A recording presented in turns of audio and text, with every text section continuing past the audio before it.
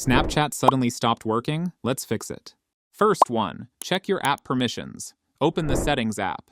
Scroll down to the bottom. Click on Apps.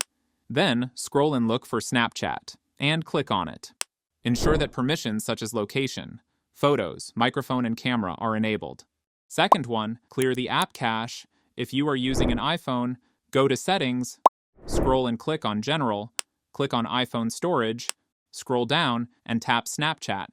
Click on Offload App, and tap again. Wait for a few seconds. Now tap Reinstall. This clears the app cache without deleting your data. If you are using Android, go to Settings, scroll to the bottom and tap on Apps. Now search for the Snapchat and click on it.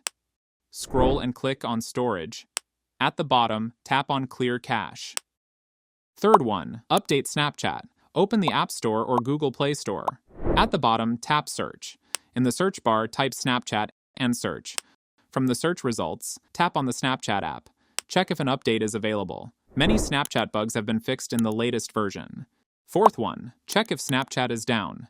If nothing is working, the issue might not be on your phone. Open your web browser. Search for Down Detector Snapchat.